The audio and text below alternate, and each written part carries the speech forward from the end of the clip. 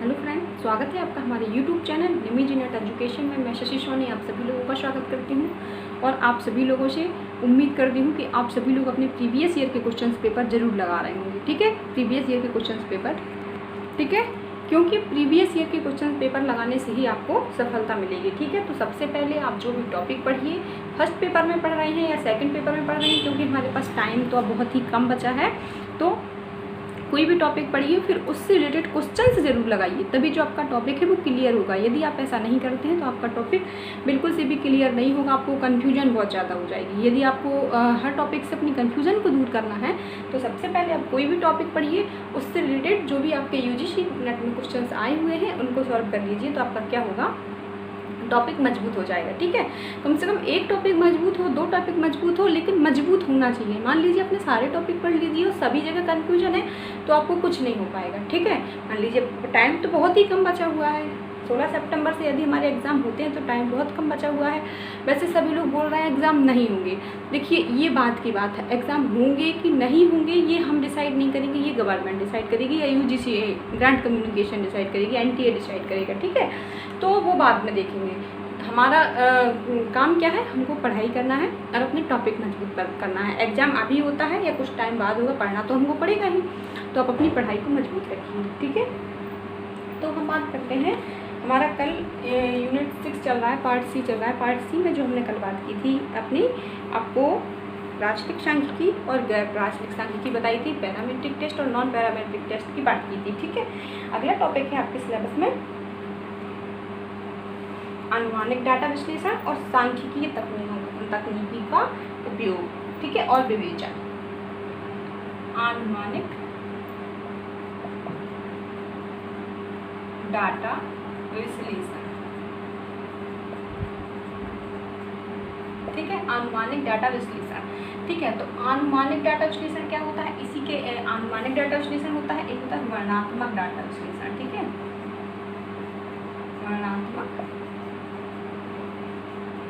Data विश्लेषण। ठीक है, तो वर्णनात्मक डाटा विश्लेषण क्या होता है, डिस्क्रिप्टिव डाटा एनालिसिस, और अनुमानिक डाटा विश्लेषण क्या होता है, इसको हम स्टैटिक्स डाटा एनालिसिस भी कहते हैं, सांख्यिकीय डाटा एनालिसिस। ठीक है, स्टैटिक्स डाटा एनालिसिस।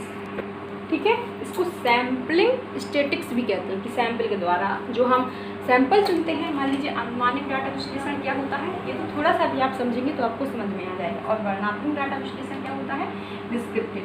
जो वर्णनात्मक डाटा विश्लेषण के अंतर्गत ही हमने आपको बताया था, जो केंद्रीय प्रवृत्ति की मापें होती हैं, सेंट्रल टेंडेंसी, ठीक है, जिसको बोलते हैं सेंट्रल टेंडेंसी, केंद्रीय प्रवृत्ति की मापें जो आपकी आती है, किसके अंतर्गत आती है, वर्णनात्मक डाटा के अंतर्गत। इसमें क्या सी होती है केंद्रीय प्रवृत्ति की मापें, मीन, मीडियन और मोड। ठीक है, तो जब कभी भी हम अपने आंकड़ों का संग्रह करते हैं, ठीक है, आंकड़ों को क्या करते हैं, डिस्क्राइब करते हैं। ठीक है, उनमें मीन, मीडियन, मोड चेक करते हैं, डाटा को सांख्यिकीय रूप से क्या करते हैं, डिस्क्राइब करते हैं, वर्णनात्मक तरीके से वर्णन करते हैं डाटा को। तो मान लीजिए जैसे हमने क्या किया, दो ग्रुप लिए, ठीक है, ए ग्रुप और बी ग्रुप। अब हमने क्या किया, इनके स्कोर क्वांटिटी के रूप में, मात्रा के रूप में, मान लीजिए हमने देखे कि पहले के स्कोर आए कितने आए, मान लीजिए सब्जेक्ट वाइज। ठीक है, किसी के 10 हैं, किसी के 20 हैं, हिंदी में 10 है, इंग्लिश में 20 है, इस तरीके से स्कोर आए। और इसमें भी इसमें से 20 आए, 30 आए, 40 आए। ठीक है, तो इस तरीके से इनके स्कोर आए। तो हम पहले इनके जो स्कोर आए हैं उनको क्या करेंगे, डिस्क्राइब करेंगे। ठीक है, इनके स्कोरों को वर्णन करेंगे। इसके बाद इन दोनों के स्कोरों में क्या अंतर है, इनका मीन क्या है, इनका मीडियन क्या है, इनका मोड क्या है, इस तरीके से जब हम डाटा को क्या करते हैं, एनालिसिस करते हैं। ठीक है, तो क्या होता है, वर्णनात्मक डाटा विश्लेषण। ठीक है, तो ये चीज़ समझ में आई, जब हम इस तरीके से डाटा को एनालिसिस करते हैं तो ये हमारा क्या होता है, वर्णनात्मक डाटा विश्लेषण। जैसे मान लीजिए पाई चार्ट के माध्यम से या हिस्टोग्राम के माध्यम से हम डाटा को शो करते हैं, दिखाते हैं, वर्णन करते हैं डाटा का, तो ये भी आपका डाटा विश्लेषण हो जाएगा। ठीक है, वेरिएबिलिटी को मापना, विचलन को मापना, डेविएशन कितना है, ठीक है, वेरिएबिलिटी कितनी है। तो इस तरीके से जब भी हम डाटा का एनालिसिस करते हैं तो ये हमारा क्या होता है, वर्णनात्मक डाटा विश्लेषण। लेकिन अनुमानिक डाटा विश्लेषण क्या होता है, इसको हम सैंपल स्टैटिक्स भी कहते हैं। क्या कहते हैं, सैंपल स्टैटिक्स। क्यों, मान लीजिए पूरी की पूरी पॉपुलेशन होती है, ये क्या है हमारी पॉपुलेशन, ठीक है। जब हम इनमें से कुछ सैंपल का चुनाव करते हैं, ये हमारा क्या है सैंपल। मान लीजिए जब कभी भी हम रिसर्च करने जाते हैं तो पूरे की पूरी पॉपुलेशन पे, पूरी की पूरी जनसंख्या पर तो रिसर्च करते नहीं है। मान लीजिए हमारी जनसंख्या कितनी है, 2.5 लाख है, ठीक है, ठीक है। तो जो हमारी पॉपुलेशन होती है, पूरे के पूरे पॉपुलेशन में हम क्या करते हैं, सैंपल निकालते हैं। मान लीजिए हमारी पॉपुलेशन कितनी है, 2.5 लाख है, या मान लीजिए 1 लाख है, ठीक है, 1 लाख पॉपुलेशन है। तो हम इसमें क्या करेंगे, इसमें हम पूरे के पूरे 1 लाख लोगों पर क्या रिसर्च करेंगे, नहीं करेंगे। तो हमको क्या करना होगा, हमको इसमें से हम सैंपल का चुनाव करेंगे। मान लीजिए हमने इसमें से कितने 500 लोगों को चुन लिया, ठीक है। 500 लोगों को चुनकर जब हम इन पर रिसर्च करते हैं, और जो रिसर्च के करने के बाद जो हम एक अनुमान लगाते हैं कि इसमें जो सैंपल में जो गुण है, ये जो सैंपल किसको रिप्रेजेंट करता है, पूरे के पूरे पॉपुलेशन को, ठीक है। तो ये जो हमारा सैंपल किसको रिप्रेजेंट करता है, इसमें सारे वो गुण होते हैं, सारी वो विशेषताएं होती हैं जो एक पूरे के पूरे जनसंख्या में होती हैं, ठीक है। तो इसीलिए हम इसको क्या कहते हैं, अनुमानात्मक डाटा विश्लेषण या सैंपल स्टैटिस्टिक्स बोलते हैं, ठीक है। तो जब हम सैंपल को चुनाव करते हैं तो सैंपल हम किस तरीके से ले रहे हैं, ठीक है, किस विधियों से ले रहे हैं, उसमें कौन कौन से टूल को हम लगा रहे हैं, तो ये सब क्या होता है आपका अनुमानित डाटा विश्लेषण, ठीक है। इसको कहते हैं अनुमानित डाटा एनालिसिस, ठीक है। तो जो हम सैंपल के जरिए जो एक हम अनुमान लगाते हैं कि हमारा रिसर्च कैसा है, या हमारा जो पूरा का पूरा जनसंख्या है वो कैसा है, ठीक है। तो इसी को हम क्या कहते हैं, अनुमान। जिस हम अनुमान पर पहुंचते हैं उसी को अनुमानित डाटा विश्लेषण कहते हैं। जैसे मान लीजिए कि किसी विद्यालय में, ठीक है, बहुत सारे बच्चे कैसे हैं कि बहुत हमने किसी विद्यालय का नाम सुना है कि उस विद्यालय के जो बच्चे हैं, ज़्यादातर लोग कैसे स्टूडेंट हैं, बहुत ज़्यादा टैलेंटेड है, बहुत ज़्यादा होशियार है, ठीक है। इसके बाद हम क्या करेंगे, उस पूरे के पूरे विद्यालय की जनसंख्या कितनी है, मान लीजिए उसमें 5000 स्टूडेंट पढ़ते हैं, ठीक है। तो उसमें पूरे के पूरे विद्यालय में कितने 5000 स्टूडेंट पढ़ते हैं। अब 5000 स्टूडेंट में से हमने क्या किया, यहाँ पे हमने 500 लोगों का, या मान लीजिए 100 लोगों का हमने क्या किया, सैंपल चुनाव किया।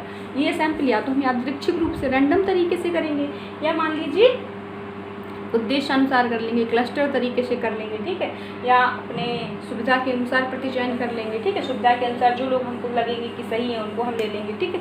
जब हम चयन करेंगे तो हम यहाँ पर इनका भी डाटा का एनालिसिस करेंगे, ठीक है। इसके बाद जो हमारा रिजल्ट निकल कर आएगा, इस रिजल्ट में क्या निकल कर आया, यदि इस रिजल्ट में निकल कर आता है ये सैंपल कैसा है कि हाँ इस विद्यालय के ज़्यादातर स्टूडेंट कैसे होशियार हैं, तो हम कह सकते हैं एक सैंपल के अकॉर्डिंग कि हाँ इस विद्यालय के स्टूडेंट होशियार हैं। लेकिन यदि इस सैंपल में निकल कर आता है कि ज़्यादातर बच्चे कैसे हैं, इस विद्यालय के ज़्यादातर बच्चे टैलेंटेड नहीं हैं, तो ये जो सैंपल है ये पूरा का पूरा क्या अनुमान करेगा, किस अनुमान पर पहुँचेंगे हम, इस विद्यालय के बच्चे टैलेंटेड नहीं हैं, ठीक है। तो इस सैंपल के द्वारा जब भी हम कभी भी रिसर्च करने जाते हैं तो जो सैंपल का चुनाव करते हैं और सैंपल पर रिसर्च करने के बाद हम जिस अनुमान पर पहुंचते हैं उसी को हम क्या कहते हैं, अनुमानित डाटा विश्लेषण, ठीक है। तो ये चीज़ आपको समझ में आ गई, सभी लोगों को आ गया होगा उम्मीद करती हूँ, ठीक है। अब है आपका कुछ बहुत ज़्यादा कुछ नहीं, सांख्यिकीय तकनीकों का उपयोग और विवेचन, ठीक है। अब हम बात करते हैं आपकी सांख्यिकीय तकनीकों का विवेचन, ठीक है। सांख्यिकीय तकनीक का मतलब स्टैटिस्टिक्स टेक्निक्स, मतलब ऐसी कौन कौन सी सांख्यिकीय तकनीकें होती हैं जिनका हम आपके रिसर्च में यूज करते हैं, ठीक है, जिनका किस में यूज करते हैं, रिसर्च में। तो ऐसी कुछ सांख्यिकीय तकनीकें होती हैं जिनका हम रिसर्च में यूज करते हैं, ठीक है। तो सांख्यिकीय तकनीकों का विवेचन, सांख्यिकीय तकनीकें, कौन कौन सी सांख्यिकीय तकनीकें हैं, ठीक है, जिनके द्वारा सांख्यिकीय तकनीकों से मतलब है कि जो हम रिसर्च में क्या करते हैं, रिसर्च में जब हम कोई भी समस्या का समाधान करते हैं तो सबसे पहले हम समस्या में वेरिएबल्स को खोजते हैं कि उसमें कौन कौन से चर हैं, ठीक है। तो चरों को खोजते हैं, जब हम उन चर के इफेक्ट को देखते हैं कि इनमें आपस में दो चरों के बीच में कितना संबंध है या एक दूसरे से इनमें कितना डिफरेंट है, जब हम इनकी खोज करते हैं, जब हम इनको मापते हैं, तो इस सब में क्या हमारी सांख्यिकीय तकनीकों का यूज होता है, ठीक है। तो जो हमने आपको सबसे पहले सहसंबंध बताया था, ठीक है, सहसंबंध बताया था जिसको कहते हैं कोरिलेशन, कोरिलेशन। सहसंबंध का मतलब क्या होता है कि दो चर आपस में किस तरीके से कनेक्टेड है, किस तरीके से कि मतलब एक चर का दूसरे चर पर क्या इफेक्ट पड़ रहा है, वो आपस में किस तरीके से कनेक्टेड है, तो इसी को हम क्या कहते हैं, कोरिलेशन कहते हैं। ठीक है, तो इसमें भी हमने आपको कई चीज़ें बताई थी कि कई प्रकार के होते हैं ये सहसंबंध आपके सबसे पहले तो मात्रात्मक होते हैं। ठीक है, ये आपकी सभी क्या है, सांख्यिकीय तकनीकें ही हैं। ठीक है, मात्रात्मक होते हैं, दूसरे क्या होते हैं, गुणात्मक होते हैं। ठीक है, तो जो मात्रात्मक होते हैं वो क्या होते हैं आपके, सबसे पहले धनात्मक को कहते हैं पॉजिटिव। ठीक है, पॉजिटिव कोरिलेशन। इसके बाद पॉजिटिव सहसंबंध, इसके बाद हो गया आपका ऋणात्मक नेगेटिव सहसंबंध, शून्य सहसंबंध। ठीक है, दो चरों में कोई भी अंतर नहीं है। पहले के मान कितने आए, मान लीजिए पहले हमने दो ग्रुप का टेस्ट लिया और पहले ग्रुप में कितने आए, 40 आए, और दूसरे ग्रुप को भी 40 आए। ए ग्रुप के 40 आए, बी ग्रुप के 40 आए। इनमें हम क्या कहेंगे, सहसंबंध कितना है, इनको 40 माइनस 40 कर देंगे तो क्या आ जाएगा, शून्य। तो इसी जीरो को कहते हैं कि इनमें कोई भी अंतर नहीं है, इनके जो प्राप्तांक आए हैं इनके प्राप्तांकों में कोई भी अंतर नहीं है, तो इसको हम क्या कहते हैं, शून्य सहसंबंध कहते हैं। लेकिन धनात्मक सहसंबंध क्या होता है कि जब हम एक चर में परिवर्तन करते हैं तो दूसरा चर भी बढ़ने लगता है। ठीक है, जब हम पहले चर को घटाते हैं तो दूसरा चर भी क्या होता है, घटने लगता है। इसको हम क्या कहते हैं, धनात्मक सहसंबंध कहते हैं। लेकिन ऋणात्मक सहसंबंध किसको कहते हैं कि जब हम इसको बढ़ाते हैं, पहले चर को हमने क्या किया, बढ़ाया, लेकिन दूसरा चर क्या होने लगा, घटने लगा, तो इसी को हम क्या कहते हैं, ऋणात्मक सहसंबंध कहते हैं। इनको हम बता भी चुके हैं। ठीक है, शून्य सहसंबंध क्या होता है कि जब एक चर के बढ़ने से दूसरे चर पर कोई भी इफेक्ट ना पड़े, मतलब कि ना वो घटे ना वो बढ़े, तो इसको हम क्या कहते हैं, शून्य सहसंबंध कहते हैं। ठीक है, इसके बाद आपका जो गुणात्मक सहसंबंध बताया था, ये भी दो प्रकार के होते हैं। ठीक है, ये एक होता है आपका रेखीय सहसंबंध जिसको कहते हैं लीनियर, और दूसरा होता है वक्रात्मक सहसंबंध। ठीक है, तो इसको कहते हैं लीनियर सहसंबंध और इसको कहते हैं वक्रात्मक सहसंबंध। ठीक है, रेखीय सहसंबंध या इसी को कहते हैं रेखात्मक सहसंबंध या लीनियर कोरिलेशन। ठीक है, तो इसका मतलब होता है कि इसको हम किस पे, स्केल पर, ठीक है, एक रेखा पर प्रदर्शित कर सकें। मान लीजिए ये जो रेखीय सहसंबंध होता है ये आपका रेशियो स्केल पर होता है या आपका इंटरवल स्केल पर होता है। ठीक है, जैसे मान लीजिए किसी भी वेरिएबल्स में जब हम एक अनुपात में किसी चर को क्या करते हैं, किसी वेरिएबल्स को बढ़ाते हैं तो दूसरा चर भी उसी अनुपात में बढ़ जाए, तो इसको कहते हैं रेखात्मक सहसंबंध। लेकिन यही हमने धनात्मक में भी बताया था। धनात्मक में और रेखीय में केवल इतना अंतर होता है कि इसमें एक चर के बढ़ाने से दूसरा चर बढ़ता तो है लेकिन इसका अनुपात निश्चित नहीं होता है। ठीक है, कि इसमें यदि हमने 10% की वृद्धि की तो दूसरा चर भी 10% ही बढ़ेगा, बस बढ़ेगा। ठीक है, ऐसा निश्चित नहीं होगा कि 10% ही बढ़ेगा, ये 2% भी बढ़ सकता है, 4% भी बढ़ सकता है, मान लीजिए 5%। इसकी क्या होती है कि अनुपात फिक्स नहीं होता। लेकिन इसमें जो रेखीय सहसंबंध होता है इसमें आपका अनुपात फिक्स होता है। इसमें कहते हैं यदि हमने पहले चर में 10% की वृद्धि की तो दूसरा चर भी क्या होगा, 10% ही बढ़ेगा, इसका अनुपात निश्चित होता है। लेकिन यदि हमने इसमें 10% को घटाया तो ये भी 10% घट जाएगा इसमें, क्योंकि अनुपात निश्चित होता है। ठीक है, तो इसी को हम क्या कहते हैं, रेखीय सहसंबंध या लीनियर सहसंबंध कहते हैं। ठीक है, इसके बाद वक्रात्मक सहसंबंध। वक्रात्मक सहसंबंध क्या होता है कि एक वेरिएबल्स के, ठीक है, एक वेरिएबल्स के बढ़ने से दूसरा वेरिएबल्स भी बढ़ता है कुछ टाइम तक, लेकिन इसके बाद क्या होता है, वो घटना शुरू हो जाता है दूसरा वेरिएबल्स। मान लीजिए हमने पहले वेरिएबल्स को बढ़ाया तो दूसरा वेरिएबल्स भी बढ़ता है, ठीक है, लेकिन एक टाइम बाद वो घटना शुरू हो जाता है, तो इसी को हम क्या कहते हैं, वक्रात्मक सहसंबंध। किस तरीके से, मान लीजिए आयु के साथ साथ, ठीक है, ये क्या है, एक वेरिएबल्स क्या है, आयु।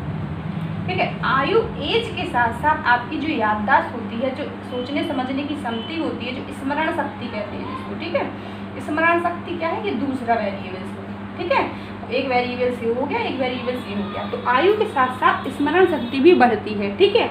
लेकिन एक एज तक, मान लीजिए 25 तक या 20 तक, 20 साल की उम्र तक आपकी स्मरण शक्ति बढ़ेगी। लेकिन इसके बाद क्या होगा, आयु तो आगे बढ़ती चली जाएगी, 25 से 30, 35, 40 होगी, लेकिन जो स्मरण शक्ति क्या होगी, वो घटना शुरू हो जाएगी, कम होना शुरू हो जाएगी, याददाश्त कम होने लगेगी।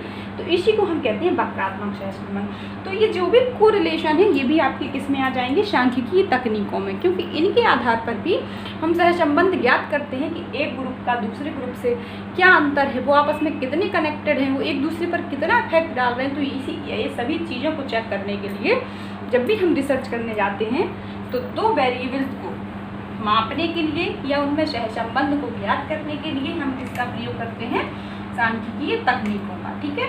तो ये कोरिलेशन हम आपको पढ़ा चुके थे, लेकिन फिर से हल्का सा दोबारा ले दिया है। यदि किसी को और ज़्यादा डिटेल में पढ़ना है तो हमारा पिछला वीडियो देख सकता है, ठीक है। अब हम बात करते हैं आपका सबसे पहले जो आपका आता है टी परीक्षण, ठीक है, टी टेस्ट जिसको बोलते हैं, टी टेस्ट। ये क्या है आपकी, ये भी आपकी सांख्यिकीय टेक्निक्स है, ठीक है। टी टेस्ट, टी टेस्ट का उपयोग हम कब करते हैं, टी टेस्ट का यूज हम कब करते हैं, हम ये बात करने वाले हैं, ठीक है।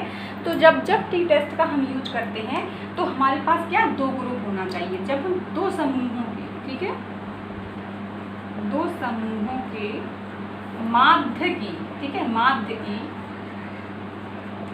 अंतर की सार्थकता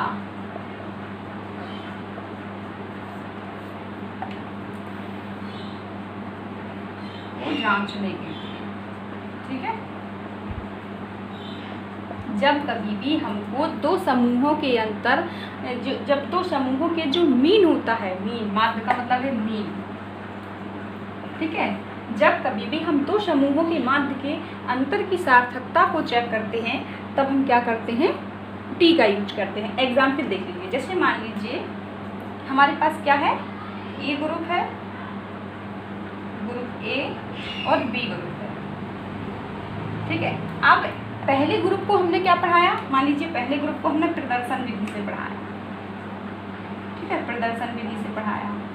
और दूसरे ग्रुप को हमने क्या किया, मान लीजिए वर्णनात्मक विधि से पढ़ाया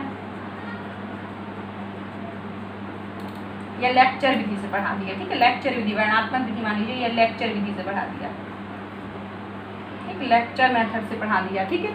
तो अब हम ये देखेंगे कि इन दोनों में कितना अंतर है, इन दोनों में कितनी सार्थकता है, मतलब कि प्रदर्शन विधि ज़्यादा अच्छी है कि लेक्चर विधि ज़्यादा अच्छी है। तो मान लीजिए कि जब हम इनमें देखेंगे तो इसके लिए हमारे पास डेटा होगा, ठीक है। तो फिर डेटा होता है, फिर उसका टी मान निकालते हैं, टी की वैल्यू निकालते हैं, इन दोनों में अंतर निकालते हैं, वो आगे स्टेटिक्स में काम आती है, ठीक है। लेकिन आपका जो क्वेश्चन होता है, इतना ज़्यादा स्टेटिक्स नहीं पूछी जाती है, पहले पूछी जाती थी। 2018 का जो एग्जाम था उसमें काफ़ी क्वेश्चन है स्टेटिक्स के, ठीक है। वो क्वेश्चन हम अभी आपको करवा देंगे। लेकिन यहाँ पर जो होता है, यहाँ पर केवल स्पेशली ये पूछा जाता है कि जब कभी भी हम दो समूहों के माध्य की अंतर की सार्थकता को जांचने के लिए जो हम यूज करते हैं, तो किसका यूज करते हैं, टी परीक्षण का यूज करते हैं, ठीक है। ठीक है, समझ में आया कि जब दो माध्यमों के बीच अंतर की सार्थकता को हम चेक करते हैं तो इसी में क्या होता है, टी का यूज करते हैं। मान लीजिए एक हम आपको देखिए डाटा बना के दिखा देते हैं, ठीक है, ठीक है। जैसे मान लीजिए एक ग्रुप है, ठीक है, और यहाँ पे क्या हो गया, बी ग्रुप हो गया, ठीक है। तो टी टेस्ट निकालते हैं कैसे, कि मान लीजिए इसमें इनका ग्रुप स्टूडेंट कितने हैं, तो ये हो गया आपका स्टूडेंट, सब कुछ होगा ना। यहाँ पे क्या हो गया, मीन, और यहाँ पे SD, मानक विचलन इनमें कितना है, ये हमारा दिया हुआ है। तो फिर हम टी की वैल्यू कैसे निकालते हैं, ठीक है। तो मान लीजिए स्टूडेंट कितने हो गए आपके, 65 हो गए, 65 हो गए, ठीक है। मीन इनका दोनों का कितना हो गया, मान लीजिए 43 हो गया या 30 हो गया, और SD कितना हो गया, इसका मानक विचलन 8 हो गया या 7 हो गया, ठीक है। तो इस तरीके से अब हम इनमें ये देखेंगे कि पहले ग्रुप को हमने क्या पढ़ाया, इसको पढ़ाया हमने प्रदर्शन विधि से, ठीक है, प्रदर्शन विधि से, और इसको हमने पढ़ाया लेक्चर मेथड, ठीक है, लेक्चर मेथड। तो अब हम ये देखेंगे कि इन दोनों ग्रुप को पढ़ाने के बाद, ठीक है, जब हमने पहले को पढ़ाया फिर दूसरे को पढ़ाया, ठीक है, दोनों ग्रुप को पढ़ाने के बाद हम ये देखेंगे कि कौन से मेथड का प्रभाव ज़्यादा अच्छा है, कौन से मेथड का इफ़ेक्ट ज़्यादा अच्छा है, ठीक है, ये देखेंगे। ठीक है, तो सबसे पहले हम ये देखने के लिए सबसे पहले तो हम हाइपोथेसिस बना लेंगे। हाइपोथेसिस हमारी क्या बनेगी? एक हाइपोथेसिस ये बनेगी कि इन दोनों, सबसे पहले हम इसमें बना लेंगे कि यदि हमको देखना है कि लेक्चर मेथड का प्रभाव ज़्यादा अच्छा है कि प्रदर्शन विधि का प्रभाव ज़्यादा अच्छा है, ठीक है, तो अब हम इसमें हाइपोथेसिस आपकी क्या बनाएंगे? ठीक है, तो नल हाइपोथेसिस हमारी क्या होगी कि ग्रुप ए में और ग्रुप बी में कोई भी सार्थक अंतर नहीं है, या कोई भी विधि, प्रदर्शन विधि या लेक्चर विधि, कोई भी विधि ज़्यादा अच्छी नहीं है। तो नेगेटिव जो हमारी नल हाइपोथेसिस होती है वो तो नेगेटिव से ही शुरू होती है, हम आपको बता भी चुकी हैं। तो इसमें जो हमारी अल्टरनेट हाइपोथेसिस, वैकल्पिक परिकल्पना बनेगी, जब हम टीचर ये देखना चाह रहा है या हम ये देखना चाह रहे हैं कि दो समूह की मतलब प्रदर्शन विधि में, और जब हमने दो ग्रुप को, पहले ग्रुप को हमने प्रदर्शन विधि से पढ़ाया, दूसरे ग्रुप को हमने लेक्चर मेथड से पढ़ाया, तो हम यहाँ पर ये देखना चाह रहे हैं कि कौन सी विधि का प्रभाव ज़्यादा अच्छा है। तो यहाँ पर जो हमारी हाइपोथेसिस बनेगी वो कैसी होगी? Non directional. ठीक है, नॉन डायरेक्शनल मतलब कि अदिशात्मक, क्योंकि यहाँ पे हम किसी भी एक की तरफ इशारा नहीं कर रहे हैं। ठीक है, मतलब ना ही हम प्रदर्शन विधि को और संकेत कर रहे हैं, ना ही हम लेक्चर मेथड, दोनों को देखना चाह रहे हैं कि कौन सी विधि ज़्यादा अच्छी होगी। ठीक है, तो यहाँ पर हमारी जो परिकल्पना, जो प्रकल्पना बनेगी वो टू टेल। ठीक है, तो यहाँ पर हम क्या टू टेल टेस्ट का यूज करेंगे,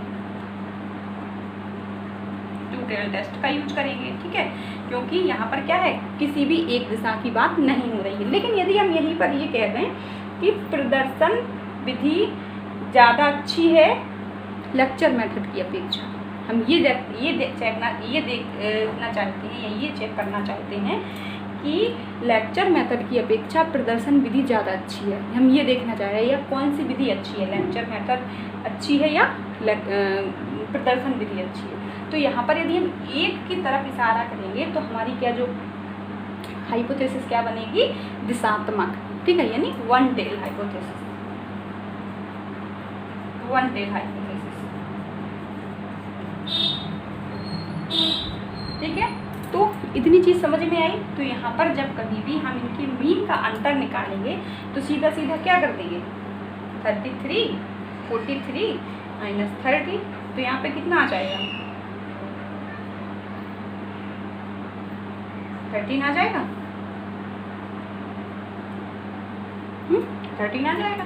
तो इनमें दो समूहों के माध्य के अंतर की सार्थकता की जांच करेंगे, तो इनमें जो मीन का जो डिफरेंस है वो 30 आ गया। ठीक है, इसके बाद ग्रुप क्या है, स्टूडेंट कितने हैं? इसमें भी 65 है, इसमें भी 65। अब जो स्टैंडर्ड डिविएशन क्या होता है, जो SD मानक विचलन आपका होता है, तो इसमें SD 8 है और इसमें SD 7 है। अब हम इनको मीन को निकालने के बाद जो इसका टी टेस्ट का जो सूत्र होता है, ठीक है, तो टी की वैल्यू निकाल, इसका मीन डिफरेंस निकाल लेंगे, और इसका जो सूत्र होता है वो टी बराबर होता है m1 माइनस m2 बटे सिग्मा, दिखाई दे रहा है ना? ठीक है, सिग्मा डी। ठीक है, तो इसका सीधा सीधा मतलब होता है कि m1 आपका क्या हुआ? m1 हुआ आपका मीन 43 माइनस क्या हुआ? 30, m2 हो गया ये मीन। तो दोनों ग्रुप का मीन यही तो है, पहले ग्रुप का m क्या है, ये है, और दूसरे ग्रुप का m क्या है? 30, तो हमने माइनस कर दिया, तो बराबर यहाँ पर 13 आ जाएगा। सिग्मा डी इसका मतलब है मानक विचलन। ठीक है, सिग्मा डी इसको भी निकालते हैं, तो इन दोनों का हम पहले स्क्वायर करेंगे। काफ़ी सूत्र होते हैं, ये सूत्र कभी पूछे नहीं जाते, इसलिए केवल हमने बता दिया जो टी का ये सूत्र होता है ये वो होता है। ठीक है, इसमें टाइम भी बहुत लगेगा, और आपका स्टैटिस्टिक्स का क्वेश्चन एक ही, या इस बार से तो केवल अभी पिछला जो जून में पेपर हुआ था उसमें केवल एक स्टैटिस्टिक्स का क्वेश्चन आया था, और दिसंबर में जो हुआ था उसमें भी केवल एक क्वेश्चन आया था स्टैटिस्टिक्स का स्पेशली। ठीक है, बहुत ज़्यादा क्वेश्चन नहीं आते हैं, पहले आते थे, तो इनका थ्योरिकली पार्ट ज़्यादा अच्छे से समझ लीजिए। ठीक है, तो टी का जब भी हम यूज करते हैं, जब हमें दो ग्रुप की मीन की सार्थकता जाँच करनी होती है। ठीक है, इसमें जो हमारा वितरण कैसा होना चाहिए? प्रसामान्य वितरण होना चाहिए। प्रसामान्य वितरण आप सभी लोग जानते हैं। ठीक है, मैं बता भी चुकी हूँ प्रसामान्य वितरण क्या होता है। ठीक है, ठीक है, जो टी टेस्ट होता है ये आपका पैरामीट्रिक टेस्ट है। ये आप याद रखना, क्योंकि ये हम आपको पहले बता भी चुके हैं पैरामीट्रिक टेस्ट कौन कौन से होते हैं और नॉन पैरामीट्रिक टेस्ट कौन कौन से होते हैं, ठीक है। तो ये आपका पैरामीट्रिक टेस्ट है, प्राचलिक परीक्षण है, ठीक है, प्राचलिक टेस्ट है। तो इसमें डिफरेंट भी पूछा जाता है, फर्स्ट पेपर में भी इनका डिफरेंट पूछा जाता है कि कौन सा प्राचलिक परीक्षण है, उसमें आपको कुछ ऑप्शन दे दिए जाएंगे, और कौन सा गैर नॉन अप्राचलिक परीक्षण है, ठीक है। पैरामीट्रिक टेस्ट है और कौन से नॉन पैरामीट्रिक टेस्ट है, ठीक है, पैरामीट्रिक टेस्ट है। और जब कभी भी हम इसका सैंपल का, जब कभी भी हम टी टेस्ट का यूज करते हैं तो हमारी जो एन की संख्या क्या होनी चाहिए, 30। सैंपल साइज हमारा 30 से ज़्यादा नहीं होना चाहिए, 30 से कम ही होना चाहिए, ठीक है।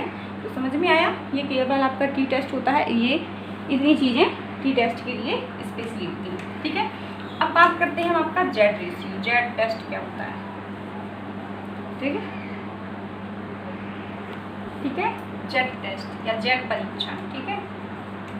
इसका उपयोग हम कब करते हैं, टी परीक्षण में और जेड परीक्षण में क्या अंतर है। टी परीक्षण का उपयोग हम जब करते हैं जब एन का साइज क्या हो, 30 से कम हो या 30 हो, ठीक है। लेकिन जेड परीक्षण का उपयोग हम तब करते हैं जब हमारी जनसंख्या क्या साइज कैसा हो, ज़्यादा हो, ठीक है।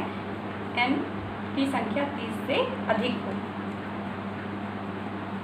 अधिक हो तब टी टेस्ट की जगह पर हम जेड टेस्ट का यूज करते हैं। केवल इसमें और टी टेस्ट में और जेड टेस्ट में केवल अंतर इतना ही है, ठीक है, कि जब हमारी जनसंख्या, जो हमारा सैंपल साइज होता है वो कम होता है तब हम टी टेस्ट का यूज करते हैं, और जब हमारा सैंपल साइज अधिक होता है तो हम जेड टेस्ट का यूज करते हैं, ठीक है। इसमें हमारे कुछ मान निर्धारित होते हैं, ठीक है। जब हमारा न्यायाधर्ष का आकार बड़ा होता है तब हम किसका यूज करते हैं, जेड परीक्षण का यूज करते हैं, ठीक है। इसमें हमारा जो जेड परीक्षण का मान होता है वो निर्धारित होता है, ठीक है, 0.5 स्तर पर,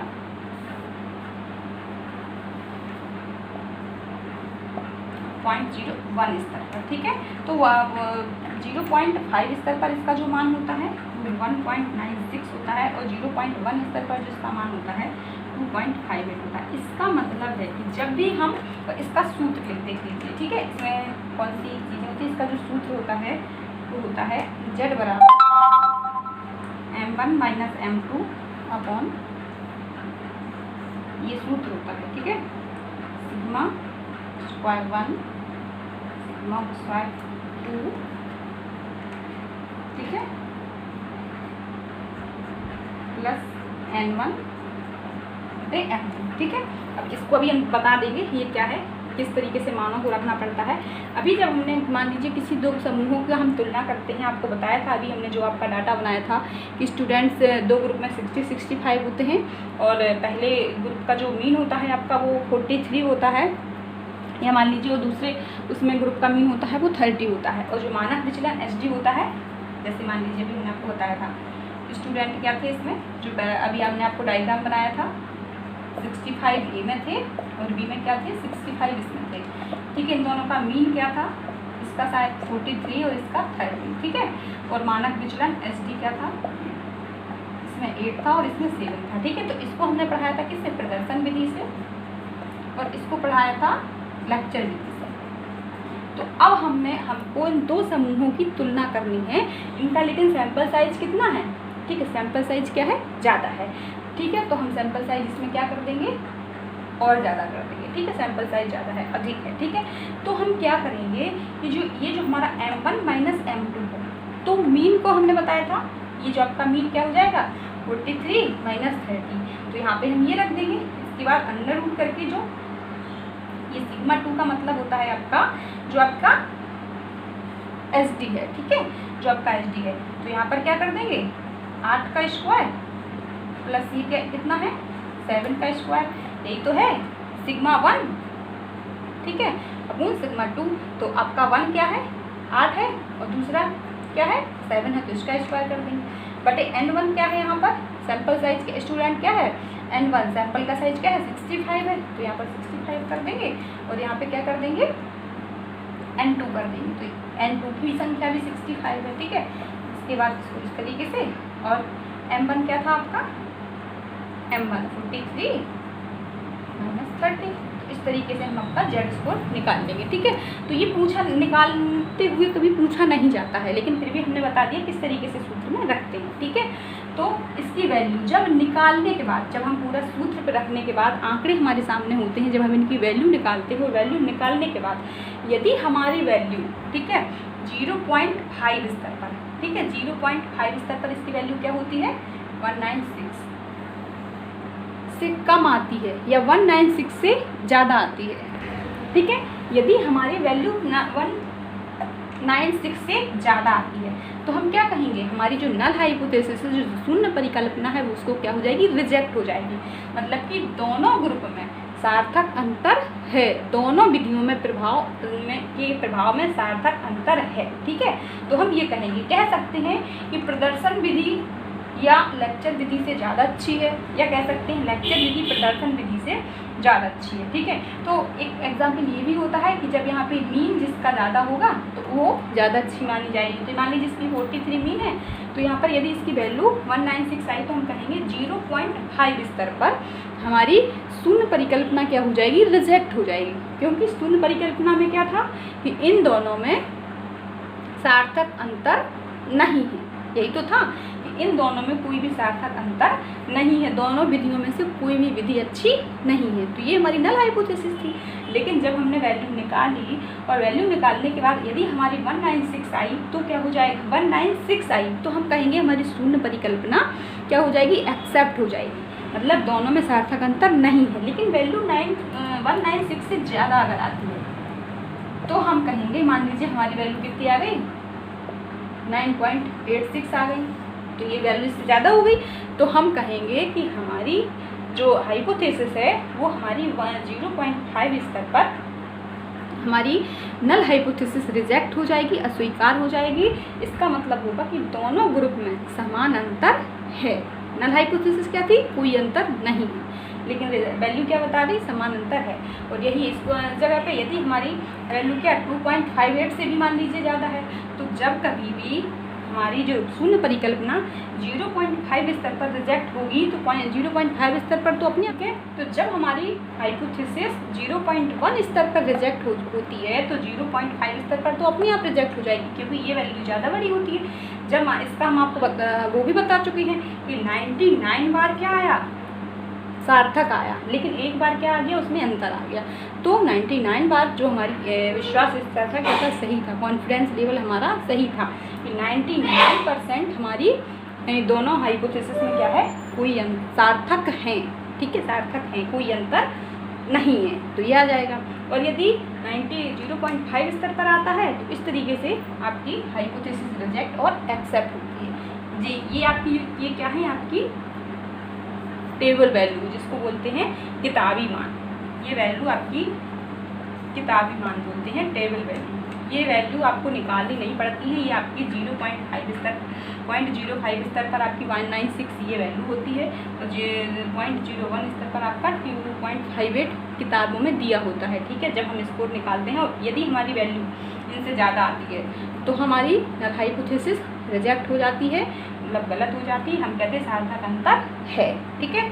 और यदि इससे वैल्यू कम आती है, ठीक है, या इसके बराबर वैल्यू आती है, ठीक है, तो हम कहते हैं नल हाइपोथेसिस हमारी एक्सेप्ट हो जाती है, क्या किताब जो सार्थक अंतर नहीं है, ठीक है। समझ में आया? तो इस तरीके से निकालते हैं। तो जेड टेस्ट में बस इतना ही अंतर होता है, कुछ नहीं होता है। जब हमारा एन का साइज क्या होता है, बड़ा होता है, तो हम टी टेस्ट की जगह पर एफ टेस्ट का यूज, जेड टेस्ट का यूज करते हैं, ठीक है। और कुछ ज़्यादा इसमें है नहीं, ठीक है। इसके बाद आपका एनोवा प्रसरण, एफ टेस्ट बोलते हैं जिसको, उसकी बात करते हैं। एफ टेस्ट क्या होता है,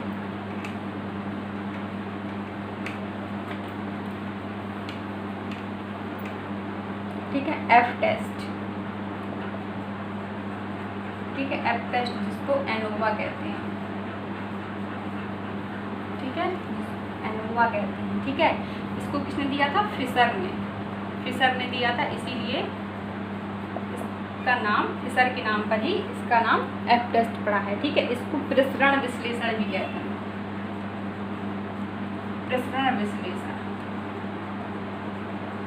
इसका स्पेशली जो यूज होता है, अब दोनों में, तीनों में कंपैरिजन समझ लीजिए। टी टेस्ट का यूज कब होता है, जब हमारे पास दो समूह होते हैं, ठीक है, टी टेस्ट का यूज। जेड टेस्ट का ये, और इसकी एन की संख्या कितनी होती है, 30 होती है, ठीक है, 30 से अधिक नहीं होती है, या 30 या 30 से कम, जब हमारा टी टेस्ट का यूज होता है। जेड का कब होता है, जब n की संख्या 30 से अधिक होती है। लेकिन एफ टेस्ट का यूज कब होता है? जब हमारे पास 2 से अधिक समूह, ठीक है। जेड में भी 2 समूह होते हैं, 2 समूहों के अंतर की सार्थकता को जांच करने के लिए ही हम जेड का यूज करते हैं। लेकिन एन की संख्या 30 से अधिक होती है, सैंपल साइज हमारा अधिक होता है। और टी टेस्ट में क्या होता है? 2 समूह होते हैं। लेकिन एफ टेस्ट में केवल इतना ही अंतर होता है, जब हम दो या 2 से अधिक समूहों के अंतर की सार्थकता को ज्ञात करते हैं तो हम किसका यूज करते हैं? तो यहाँ पर टी टेस्ट का यदि हम यूज कर सकते हैं, ऐसा नहीं है नहीं कर सकते, करेंगे तो टाइम बहुत ज़्यादा लगेगा, हमको सबके मील का अंतर निकालना पड़ेगा। लेकिन यहाँ पर क्या हो जाएगा, एक साथ हम उनका ग्रुप का अंतर कर सकते हैं। तो ठीक है, तो इसी को हम क्या कहते हैं? प्रसरण विश्लेषण कहते हैं, या एफ टेस्ट कहते हैं, या एनोवा कहते हैं। ठीक है, तो इसमें क्या होता है, इसमें जो हमारी कंडीशन क्या होती है, हम इसका यूज कब कर सकते हैं? जब हमारे पास पहला क्या हो, यादृच्छिक रूप से रैंडमली, ठीक है, रैंडमली यादृच्छिक तरीके से चुना गया सैंपल हो। सभी लोगों को मालूम हुआ कि रैंडमली यादृच्छिक रूप से किस तरीके से चुनते हैं, कि जब कभी भी सभी के चुने जाने की संभावना बराबर हो। ठीक है, तो यादृच्छिक रूप से चुना गया हमारे पास सैंपल हो और समान अंतर हो, जो समूह हैं, जो ग्रुप है, उनमें क्या हो, समान अंतर। ठीक है, समान अंतर, ठीक है, तब हम एफ टेस्ट का यूज करते हैं। और प्रसामान्य वितरण, ठीक है, जब ये कंडीशन होती है तब हम इसका एफ टेस्ट का यूज करते हैं। और ये हम बता चुके हैं कि टी टेस्ट, एफ टेस्ट और जेड टेस्ट में कितना अंतर होता है और क्या अंतर होता है। ठीक है, तो ये आप सभी लोगों को मालूम होगा। आप सब और आपका जो स्पेशली जो क्वेश्चन आते हैं वो आपके थ्योरिकली ही क्वेश्चन आते हैं। ठीक है, जो स्टैटिक्स के क्वेश्चन आते हैं, न्यूमेरिकल टाइप के क्वेश्चन पहले आती थी, इस टाइम पे तो एक आधी क्वेश्चन आ रहा है, वो भी इनके जब हम क्वेश्चन करवाएंगे तो उनको हम करा देंगे। ठीक है, तो एफ टेस्ट आपको समझ में आ गया होगा। एनोवा क्या होता है, इसमें भी 2 तरीके के एनोवा होते हैं, 1 वे एनोवा एंड 2 वे एनोवा। ठीक है, जिसको हिंदी में कहते हैं एक मार्गीय विश्लेषण, प्रसरण विश्लेषण या साधारण प्रसरण विश्लेषण। ठीक है, एक होता है एक मार्गीय प्रसरण विश्लेषण, ठीक है, 1 वे एनोवा,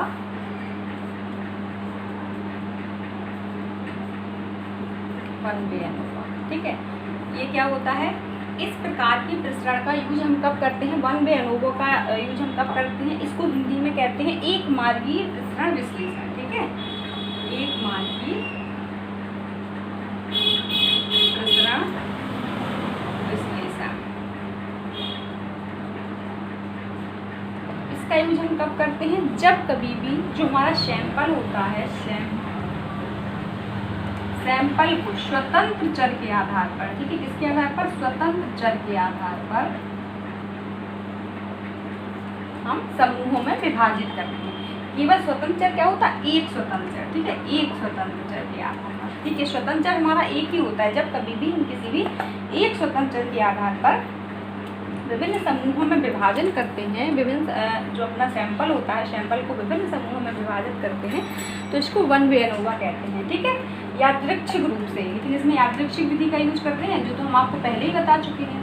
ठीक है, यादृच्छिक विधि का यूज हम करते हैं। ठीक है, जब कभी भी हम यादृच्छिक विधि द्वारा एक स्वतंत्र चर के माध्यम से, एक स्वतंत्र चर के आधार पर हम समूहों का विभाजन करते हैं, तो इसी को हम क्या कहते हैं, 1 वे एनोवा। लेकिन इसलिए कहते हैं क्योंकि इसमें जो हमारा वर्गीकृत का आधार होता है, वर्गीकरण का आधार होता है, स्वतंत्र विभाजन का आधार होता है, वो केवल एक स्वतंत्र चर होता है। ठीक है, इसीलिए हम इसको यहाँ पर 1 वे एनोवा कहते हैं। तो इसमें सबसे पहले एक होता है बाह्य प्रसरण, दूसरा होता है आंतरिक प्रसरण। ठीक है, इसका एक सूत्र भी होता है एफ रेशियो बराबर, अभी बता देंगे ये क्या होता है, बड़ा प्रसरण और छोटा प्रसरण। ठीक है, इसी को क्या कहते हैं, बाह्य प्रसरण कहते हैं, और इसी को कहते हैं आंतरिक प्रसरण कहते हैं। ठीक है, तो इसको बड़ा प्रसरण या छोटा प्रसरण ठीक है, बड़ा प्रसरण छोटा प्रसरण। तो बड़ा प्रसरण क्या होता है, अब हम ये बात करते हैं। यहाँ पर हम क्या करते हैं, जब हमारे पास एक स्वतंत्र चर के आधार पर हम कई समूहों में विभाजन करते हैं अपने किसको, रैंडमली तरीके से अपनी पॉपुलेशन को या जनसंख्या को, ठीक है। तो यहाँ पर जो समूह बनते हैं, ठीक है, कई समूह, मान लीजिए A group, B group, C group, D group, तो इस तरीके से जो भी समूह बनते हैं, इन सभी समूहों के प्रसरण को, ठीक है, सभी समूहों के जो प्राप्तांक आएंगे हमारे, जो परीक्षण टेस्ट करने के बाद जो हमारे स्कोर आएंगे, उन सभी प्राप्तांकों को, सभी समूहों के प्राप्तांकों का हम क्या करते हैं, मीन निकाल लेते हैं, ठीक है, मीन निकाल लेते हैं। और मीन निकालने के बाद सभी पूरा औसत मीन निकाल लिया हमने, ठीक है, सभी पूरा का पूरा समूह का, इसीलिए इसको लार्ज वेरिएंस भी बोलते हैं, ठीक है, मतलब एक बड़ा प्रसरण या वाह प्रसरण। तो पूरे के पूरे समूह का हमने क्या किया, मीन निकाल लिया, और इस मीन का माध्य का, इसको माध्य कहते हैं, सभी लोगों को मालूम होगा, ठीक है, समूहों का, पूरे समूह का एक साथ माध्य निकाल लेते हैं। फिर इनका प्रत्येक समूह के माध्य से अंतर ज्ञात करते हैं कि पूरे समूह के माध्य में और एक अलग इसके माध्य में कितना डिफरेंट है। इसको कहते हैं बाह्य प्रसरण, या इसको कहते हैं बड़ा प्रसरण या बाह्य प्रसरण, ठीक है। और आंतरिक प्रसरण में क्या होता है, आंतरिक प्रसरण में प्रत्येक समूह, ठीक है, अलग अलग समूह का माध्य, अलग अलग समूह का माध्य निकालते हैं, इसकी औसत निकालते हैं, और प्रत्येक समूह का, ठीक है, प्रत्येक समूह का औसत ज्ञात करते हैं। तो ये समझ में आया। तो इसी को हम क्या कहते हैं, आंतरिक प्रसरण कहते हैं, ठीक है। तो इसी को हम क्या कहते हैं, आंतरिक प्रसरण या औसत प्रसरण या छोटा प्रसरण भी कहते हैं, कि ये समूह के अंदर का प्रसरण। ये ऊपर से निकाल लिया, पूरा का पूरा हमने इकट्ठा सभी का स्कोर का मीन निकाल लिया, इसके बाद हमने प्रत्येक समूह से अंतर ज्ञात कर लिया। तो ये हमारा क्या हो गया, बाह्य प्रसरण। और आंतरिक प्रसरण क्या हो गया, हमने सबका अलग अलग निकाला, सबका अलग अलग औसत निकाला, और फिर सबकी क्या की, आपस में कंपैरिजन किया, ठीक है, उन सभी का प्रसरणों का औसत ज्ञात किया, एवं औसत को समूह के इसी का भीतर का प्रसरण या छोटा प्रसरण या आंतरिक प्रसरण कहा जाता है, ठीक है। तो इसका सूत्र ये होता है, कभी कभी ये पूछा जाता है, तो इस तरीके से निकालते हैं। तो सभी लोगों को समझ में आ गया होगा कि आपका 1 वे अनोवा क्या होता है, ठीक है, और 2 वे अनोवा क्या होता है, ठीक है। सॉरी, 2 वे अनोवा में क्या होता है, ये तो आपका 1 वे अनोवा हुआ, और 2 वे अनोवा में क्या होता है, 2 वे अनोवा में क्या होता है, इसमें जो हमने यहाँ पर पूरे के पूरे सैंपल को हमने एक स्वतंत्र चर के आधार पर समूहों में विभाजन किया था पॉपुलेशन को यादृच्छिक तरीके से, लेकिन इसमें क्या होता है, यहाँ पर 2 स्वतंत्र चर, ठीक है, 2 स्वतंत्र चरों के आधार पर, ठीक है, यहाँ पर 2 स्वतंत्र चर के आधार पर अनेक भागों में हम सैंपल निकालते हैं, लेकिन किस तरीके से, रैंडमली तरीके से। तो इसी को हम क्या कहते हैं, 2 वे अनोवा। यहाँ पर इसलिए कहते हैं 1 वे अनोवा, क्योंकि यहाँ पर जो आधार होता है विभाजन का, एक स्वतंत्र होता है, और यहाँ पर जो आधार होता है 2 स्वतंत्र होते हैं। 2 स्वतंत्र के आधार पर हम कई समूहों में बांटते हैं उनको, अपनी पॉपुलेशन को, लेकिन बांटते किस तरीके से, रैंडमली तरीके से। इसमें भी हमारी जो पॉपुलेशन होनी चाहिए, हमारा जो जनसंख्या होनी चाहिए, वो यादृच्छिक तरीके से चुनी गई होना चाहिए, जो सैंपल होना चाहिए, और समजातीय होनी चाहिए, समान अंतर होना चाहिए, और जो सामान्य वितरण होना चाहिए, ठीक है। तो ये सारी चीज़ें समझ में आ गई होगी।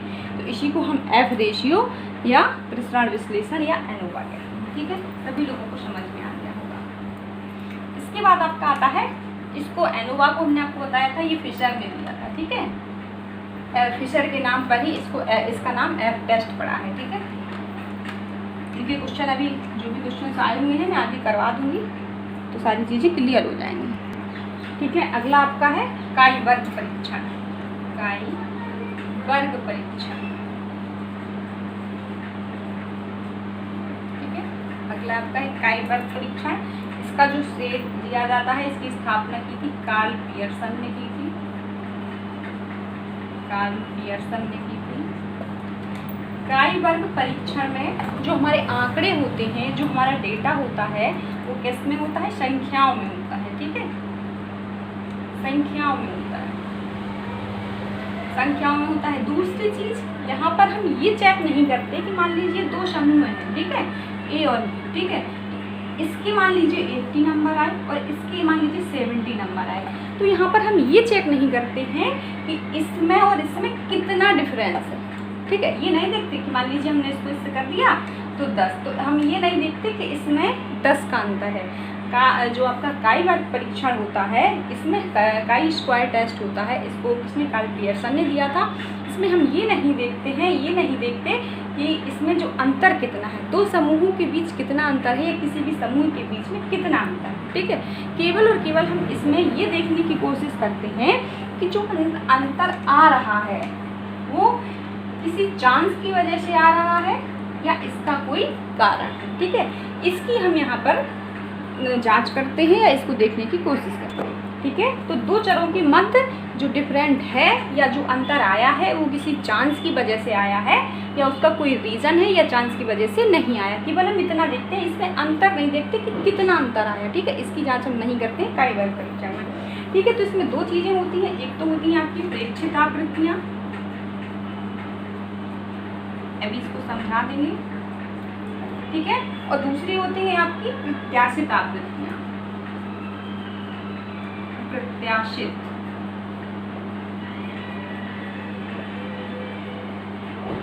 ठीक है। दो तरीके की आपकी फ्रीक्वेंसी होती है, एक तो होती है प्रेक्षित आवृत्तियाँ, दूसरी होती है प्रत्याशित आवृत्तियाँ, ठीक है।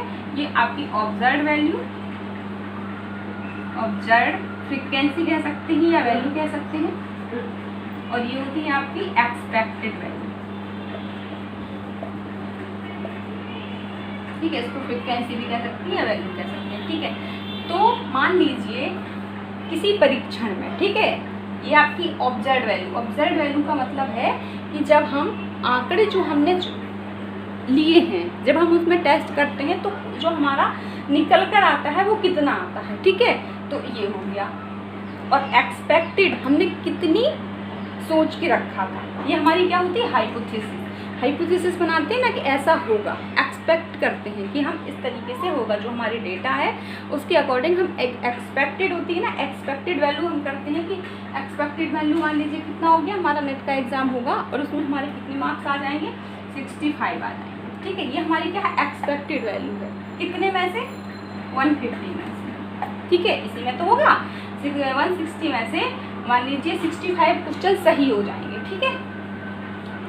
ये हमने सोच के रखा, लेकिन यहाँ पे ऑब्जर्व वैल्यू की क्या होगी कि 150 में से हमारे ऑब्जर्व जो रिजल्ट निकल कर आएगा वो कितना आएगा, मान लीजिए हमारा 50 ही क्वेश्चन सही हुआ तो क्या हुआ, 100 मार्क्स ही हुआ हमारा।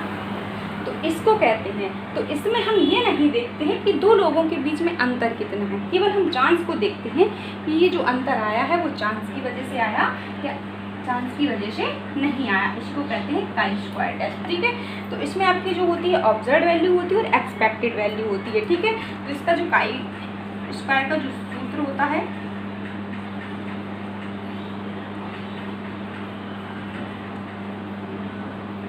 ठीक है,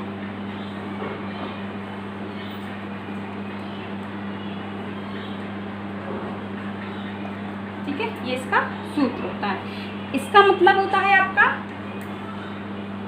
खो, इसको हम फोफे भी कह सकते हैं। क्या कहते हैं, ये याद करने के लिए हम फोफे कह देते हैं। क्या कह देते हैं, फोफे की मतलब कि ये कभी कभी सूत्र इसका पूछ लिया जाता है, तो इसको कभी कभी एक ट्रिक लर्न करने के लिए हम इसको फोफे कह देते हैं, ठीक है। इसका मतलब हो गया आपका क्या, ऑब्जर्व वैल्यू, और इसका हो गया प्रत्याशित वैल्यू, ठीक है। तो जैसे मान लीजिए किसी भी आपका समूह है, मान लीजिए 1 2 3 4 5 हमने समूह बना लिए, ठीक है। तो इसमें मान लीजिए यहाँ नीचे किसी के कितने नंबर आ गए, किसी के कितने नंबर आ गए, इस तरीके से एक डेटा हो गया। थोड़ा सा एक नॉर्मली समझा देती हूँ तो समझ में आ जाएगा, ठीक है। ठीक है, 3 ही लोगों को रख लेते हैं, ठीक है। यहाँ पर हम क्या रख देंगे, टोटल रख देंगे, मतलब मान लीजिए 350 में से हमने देखा कि 350 क्या है, हमारा टोटल है। प्रत्येक बच्चे का हमने यहाँ पे टेस्ट लिया तो 350 में से किसी के मान लीजिए टोटल है, 2 तरीके से टोटल होगा। अब हमने जो क्योंकि फ्रीक्वेंसी हमारी 2 होंगी तो यहाँ पे क्या हो गया हमारा ऑब्जर्व वैल्यू, ठीक है, और यहाँ पर क्या हो गया हमारा प्रत्याशित एक्सपेक्टेड वैल्यू। तो यहाँ पर हमने मान लीजिए सभी का क्या रख दिया, 5 ग्रुप में यदि हम डिवाइड कर देंगे तो ये तो ज़्यादा हो जाएगा, तो हमको 5 ग्रुप में डिवाइड करना पड़ेगा, ठीक है। थोड़ा सा यहाँ पे, ठीक है, अब ठीक है। ठीक है, क्योंकि टोटल 5 लोगों का इतना रखना पड़ेगा हमको कि सबका बराबर बराबर एक्सपेक्ट हम कर पाएँ। ठीक है, तो मान लीजिए हमने क्या कर दिया, यहाँ पे ऑब्जर्व वैल्यू और यहाँ पर हमारी क्या हुई एक्सपेक्टेड वैल्यू। ठीक है, ये 5 लोग 1 2 3 ये नंबर नहीं है, ए बी लिख देते, सी डी ई, इस तरीके से भी लिख सकते हैं। ये क्या है, लोग हैं, मतलब समूह है कि इन लोगों का कितना, ए विद्यार्थियों के कितने एक्सपेक्टेड की हमने, या बी के कितने की, सी के कितने की, डी, तो हमने सभी को क्या 70 में डिवाइड कर दिया। ठीक है, टोटल कितना आ जाएगा हमारा, हमने सभी विद्यार्थियों से एक्सपेक्टेड वैल्यू हमारी क्या थी 70। ठीक है, लेकिन किसी के क्या आ गए 55 आ गए, किसी के मान लीजिए 63 आ गए, किसी के 82 आ गए, किसी के मान लीजिए 93 आ गए, किसी के क्या आ गए 57 आ गए। तो इस तरीके से क्या है हमारी ऑब्जर्व वैल्यू। ये तो हमको बाद में मालूम चलेंगे ना कि हमने एक्सपेक्ट किए थे इतने आने चाहिए, लेकिन किसी के एक्सपेक्ट से कम आए और किसी के एक्सपेक्ट से ज़्यादा भी आ गए। ये भी तो होता है ना, एक्सपेक्टेड वैल्यू ये तो थोड़ी नहीं होती है कि नहीं हमने एक्सपेक्ट इतनी की लेकिन ऑब्जर्व करने के बाद इतना आ गया हमारा। ठीक है, तो इसके बाद इसका हमने जो आपको सूत्र बताया था वो क्या बताया था, स्क्वायर का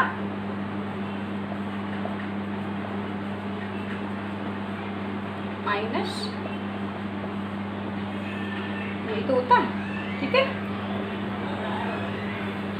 स्क्वायर।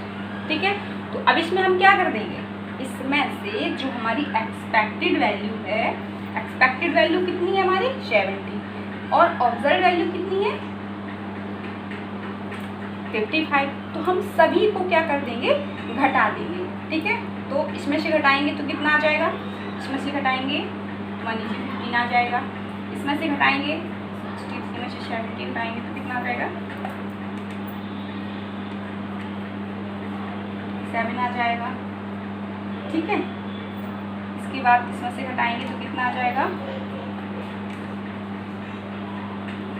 ठीक है 93 में से 70 घटाएंगे तो कितना आ जाएगा, 93 में से 70 घटाएंगे तो कितना आ जाएगा 57 में से 70 घटाएंगे तो कितना आ जाएगा 13 आ जाएगा। सही है ना,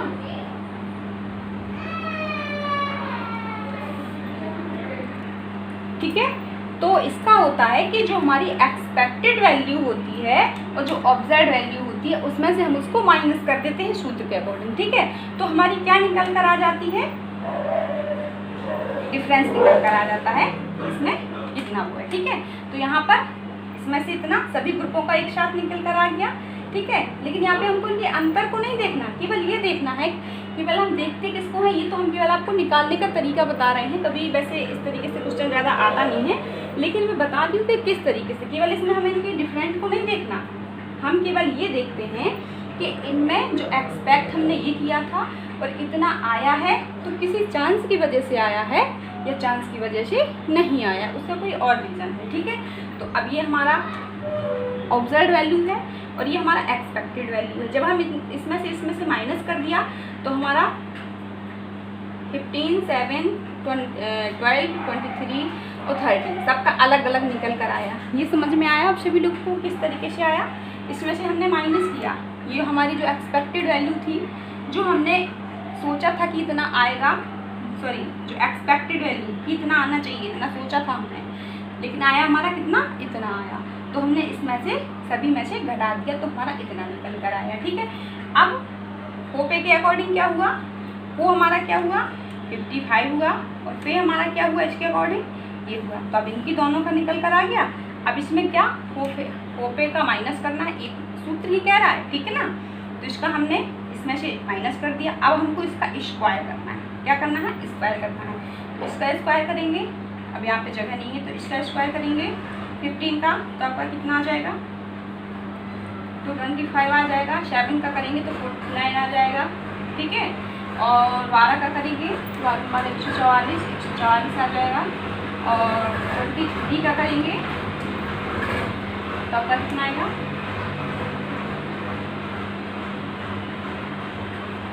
529 आ जाएगा।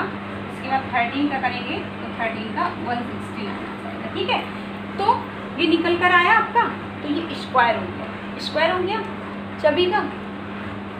अब इसके बाद हम इसमें क्या करेंगे, प्रत्येक में से इसमें से क्या करेंगे, हमारी जो ये फे क्या है, वो क्या था आपका ऑब्जर्व वैल्यू, और फे क्या है, एक्सपेक्टेड वैल्यू। तो जो हमारी ऑब्जर्व वैल्यू ये आई, ठीक है, पूरा करने के बाद ऑब्जर्व वैल्यू हमारी ये आई। अब इसमें हम क्या कर देंगे, 70 से भाग दे देंगे सभी में, इसमें भी 70 से, इसमें भी 70 से, इसमें भी 70 से, इसमें भी 70 से। तो इसके बाद जो हमारा निकल कर आएगा वो हमारा कई स्क्वायर होगा, ठीक है। तो इसमें से इसको काट देंगे, इससे इसको काट देंगे, जिस तरीके से जो हमारा निकल कर आएगा इसे काटेंगे तो क्या आएगा,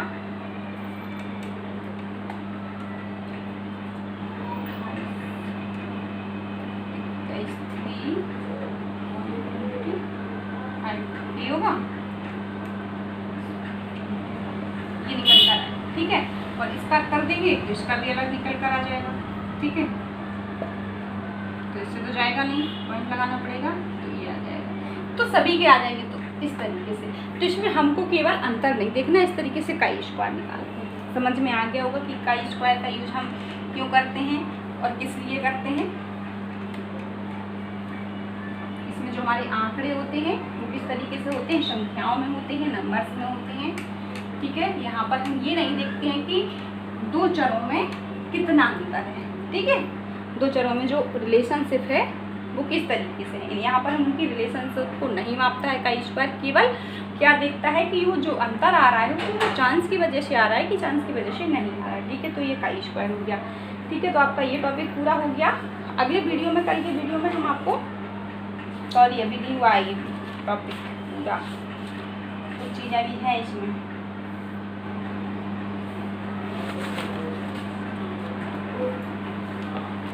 क्या रह गया इसमें देखते हैं।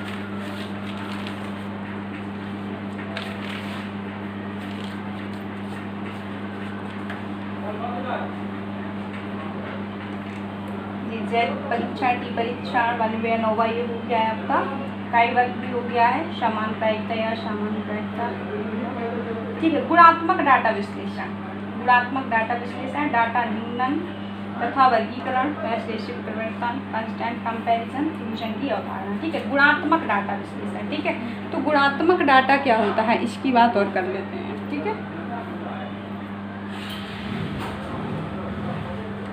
गुणात्मक डाटा,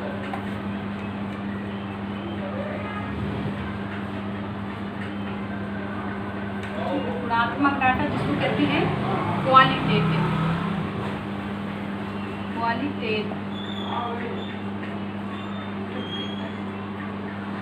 ठीक है।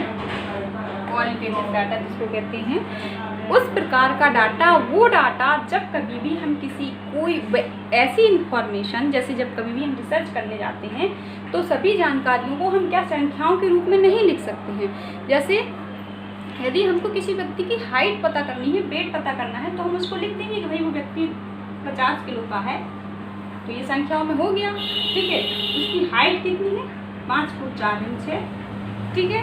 तो ये संख्याओं में हो गया। लेकिन यदि उसी व्यक्ति की हमको क्या मालूम करनी है कि वो व्यक्ति का नेचर कैसा है, ठीक है, उस व्यक्ति में बुद्धिमानी कितनी है, कम बुद्धिमान है कि ज़्यादा बुद्धिमान है, उस व्यक्ति की सोचने समझने की क्षमता कैसी है, उसकी IQ कितना है, बुद्धि लब्धि कितना है, ठीक है। तो तब जब कभी भी हम इन चीज़ों को देखेंगे तो ये हमारी क्वालिटेटिव रिसर्च में आ जाएंगी, ठीक है। क्वालिटेटिव डेटा के अंतर्गत आ जाएंगी। ऐसी जानकारी, ऐसी सूचना जो हम पत्र पत्रिकाओं से इकट्ठी करते हैं और डायरियों से इकट्ठी करते हैं, किसी भी शोध पत्र से लेते हैं, तो ऐसी जानकारी जिसको हम क्या संख्याओं के रूप में व्यक्त नहीं कर सकते, वो डाटा कैसा होता है, हमारा गुणात्मक डेटा होता है, ठीक है। तो ये डाटा कैसा होता है कि ये डाटा हमारा कम विश्वसनीय होता है। कब इसलिए होता है, क्योंकि इसमें जो रिजल्ट आता है वो फैक्ट नहीं आता, 100% श्योर नहीं होता है। क्योंकि मान लीजिए यदि किसी भी व्यक्ति से पूछा जाए कि मैम कैसा पढ़ाती हैं, तो ये 100% सही को सभी के जो रिजल्ट होंगे वो एक जैसे नहीं होंगे, सभी के जो आंसर होंगे वो एक जैसे नहीं होंगे। लेकिन यदि किसी से पूछ लिया जाए कि मैम की हाइट कितनी है, तो यदि सबको मालूम होगा तो आंसर क्या होगा, एक सही होगा। जितनी मेरी हाइट होगी भाई कोई व्यक्ति आके नाप लेगा और बता देगा कि भाई इतनी हाइट है मैम की, तो ये सभी जितने भी लोग बोलेंगे सभी लोगों का समान आंसर होगा। इसीलिए गुणात्मक जो डेटा होता है और गुणात्मक जो रिसर्च होती है क्वालिटेटिव रिसर्च क्वांटिटेटिव की अपेक्षा कम शुद्ध मानी जाती है। ठीक है, तो क्योंकि उसमें जो मेजर करते हैं वो तुरंत के तुरंत और एब्सोल्यूट होता है। ठीक है, किस तरीके से, बिल्कुल पूरा सा सही, एब्सोल्यूट कहते हैं ना, एब्सोल्यूट जीरो। ठीक है, तो जो होगा एकदम से शुद्ध होगा। ठीक है, मैं पूछूँ ये मार्कर कैसा है, तो ये क्या आ जाएगा, गुणात्मक में आ जाएगा, क्योंकि आप इसके गुणों की विशेषता करेंगे, गुणों के द्वारा बताएंगे। तो किसी भी व्यक्ति की, वस्तु की जब कभी भी हम गुणों के आधार पर व्याख्या करते हैं या गुणों की जानकारी इकट्ठा करते हैं, गुणों की विशेषताओं की जानकारी इकट्ठा करते हैं, तो वो डेटा हमारा क्या होता है, गुणात्मक डाटा होता है। और जब कभी भी हम किसी भी व्यक्ति की मात्रात्मक रूप से इस मार्कर का वेट कितना है या ये मार्कर कितने इंच का है, तो ये आपका कैसा हो जाएगा, मात्रात्मक डेटा हो जाएगा। ठीक है, तो गुणात्मक डेटा और मात्रात्मक डेटा होता क्या है, तो गुणात्मक डाटा हम साक्षात्कार के जरिए, इंटरव्यू के जरिए, अनुसूची के जरिए, प्रश्नावली के जरिए, ठीक है, मान लीजिए पत्र पत्रिकाओं से, किसी व्यक्ति से मिलकर, ठीक है, किसी व्यक्ति से मिलकर, डायरी से किसी की, जब हम जानकारी इकट्ठा करते हैं तो इसी को हम क्या कहते हैं, गुणात्मक डाटा कहते हैं या क्वालिटेटिव डेटा कहते हैं। ठीक है, और एक चीज और याद रखना, हमेशा जो क्वालिटेटिव डाटा होता है वो हमेशा नामित या क्रमिक स्तर पर होता है, नॉमिनल या ऑर्डिनल स्तर पर होता है। इसमें हम किसी व्यक्ति की विशेषताओं के आधार पर या तो उसको क्रम देते हैं या उसको नाम दे देते हैं। ठीक है, कि व्यक्ति ऐसा है। लेकिन जो हमारा क्वांटिटेटिव डाटा होता है, मात्रात्मक डाटा होता है, वो हमेशा कैसा होता है, अनुपात स्तर पर और अंतराल स्तर पर होता है। ठीक है, क्योंकि हम रिसर्च कर रहे हैं, तो कोई व्यक्ति की बहुत ज़्यादा गुणों को यदि हमको व्याख्यान करना है, बताना है, तो उसको हम क्रम के रूप में करेंगे। यदि हमको ये बताना है कि कोई व्यक्ति इस व्यक्ति से तुलना करके बताना है, तो उनको हम क्रम दे देंगे कि भाई ये व्यक्ति ज़्यादा अच्छा है, ये व्यक्ति कम अच्छा है, बाकी बहुत ज़्यादा तो वो डिटेल कर नहीं पाएंगे। ठीक है, इसके बाद सबसे पहले इसमें स्टेप आती है, इसकी पैरा आएगा इसमें अंतर वस्तु विश्लेषण,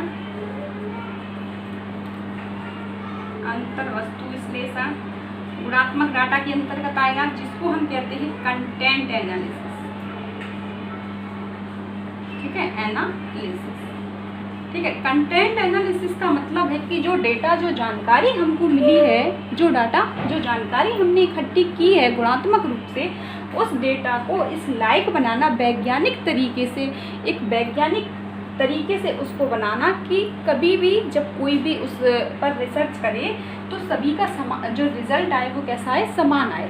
ऐसा नहीं है, जैसे मान लीजिए हमने किसी व्यक्ति को क्रम में लिख दिया और उस व्यक्ति के लिए हमने जो जानकारी इकट्ठी की थी, तो उस डेटा को किस तरीके से वैज्ञानिक बनाना, इसी को हम कहते हैं कंटेंट एनालिसिस। तो ये कई शोधकर्ता आपस में मिलकर करते हैं, कई तरीके से, कई विधियों का यूज करके हम इसको क्या करते हैं, वैज्ञानिक बनाते हैं इस डेटा को। इसी को हम कहते हैं अंतर वस्तु विश्लेषण। ठीक है, तो जो हमारा विवरणात्मक डाटा होता है, गुणात्मक डाटा होता है, इसको हम इस लायक बनाते हैं कि इसको हम वैज्ञानिक तरीके से सिद्ध कर सकें और इस पर रिसर्च कर सकें कि जब कभी भी कोई दूसरा व्यक्ति उस पर रिसर्च करे तो रिजल्ट कैसे आए, सेम आए। तो इसी को हम क्या कहते हैं, अंतर वस्तु विश्लेषण। ठीक है, इसके बाद और इसके अंदर स्टेप हो जाते हैं। मान लीजिए पहला हो गया वर्गीकरण, ठीक है, दूसरा हो गया संवर्गीकरण, ठीक है, क्लासिफिकेशन, ठीक है, कैटेगराइजेशन।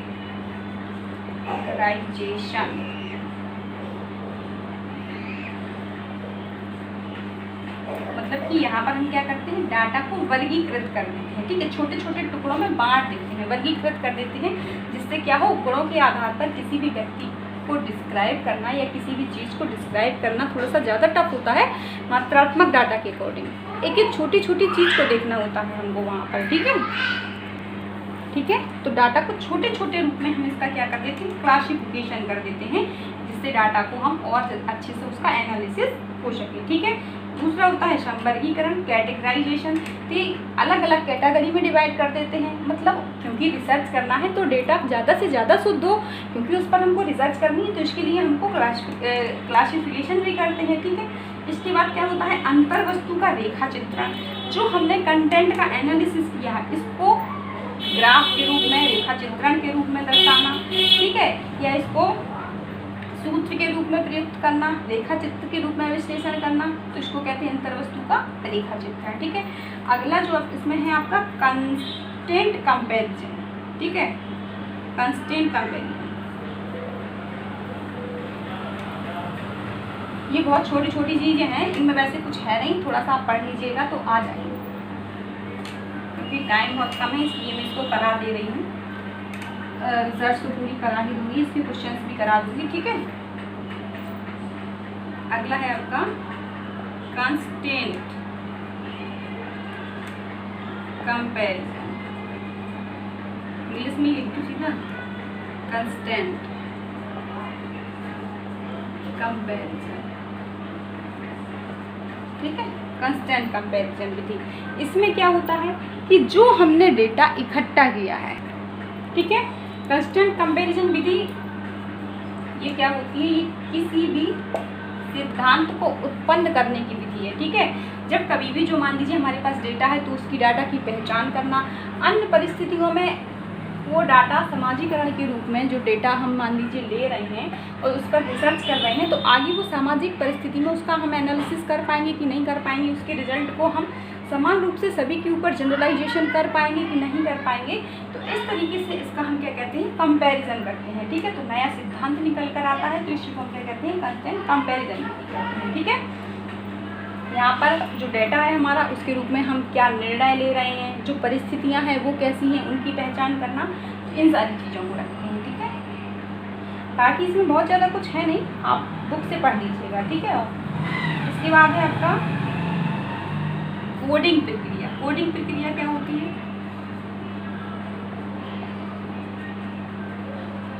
ठीक है। कोडिंग प्रक्रिया में क्या होता है कि जो हमारे पास डाटा है उसको जांचना, इसके बाद उसको तोड़ना, उसकी कोडिंग देना, कोड देना उसको, ठीक है, मतलब तुलना करना,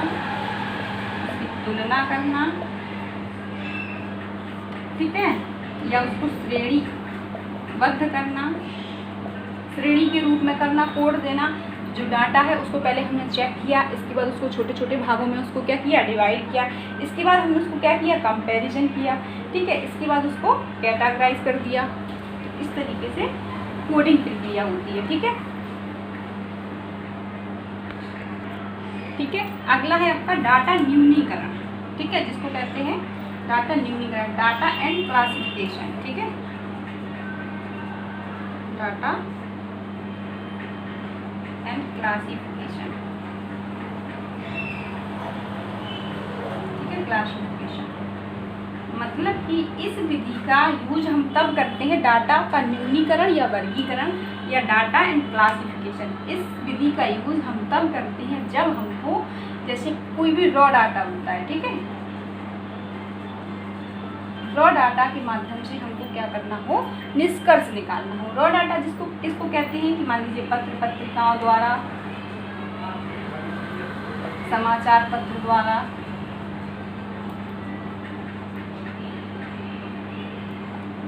ठीक है, समाचार पत्र द्वारा जब हमको जो सूचनाएं मिलती हैं तो इसको हम क्या कहते हैं, रॉ डाटा कहते हैं, ठीक है। इनके अकॉर्डिंग जब इनके आधार पर हम कोई भी निष्कर्ष निकालते हैं तो उसको हम क्या कहते हैं, डाटा एंड क्लासिफिकेशन, ठीक है। तो उसको हम रॉ डाटा के आधार पर निष्कर्ष निकालते हैं। जैसे मान लीजिए बार बार क्या करना, परीक्षा कराना, ठीक है, बार बार परीक्षा कराना और फिर उसका रिजल्ट निकालना,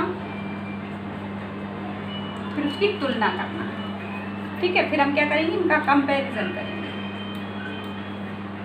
तो इसी को हम क्या कहते हैं, डाटा एंड क्लासिफिकेशन, ठीक है। समझ में आया। पत्र पत्रिका रॉ डाटा के माध्यम से जब कभी भी जहाँ पर हमारी जो जानकारी होती है, जो इन्फॉर्मेशन होती है सीमित होती है, क्या होती है, सीमित ज्ञान होता है, तब हम क्या करते हैं, जो मान लीजिए सीमित ज्ञान है, जो जानकारी हमको मिली है उसी के अकॉर्डिंग हमको रिजल्ट निकालना है, हमारे पास ज़्यादा जानकारी है ही नहीं और ज़्यादा हम ज्ञान कहीं से ले भी नहीं सकते। जो हमको मिल गया सीमित ज्ञान के आधार पर, पत्र पत्रिकाओं के आधार पर, समाचार पत्र के माध्यम से या कोई रिपोर्ट के माध्यम से, विज्ञापन के माध्यम से, जो इस सबको हम रॉ डाटा कहते हैं, ठीक है।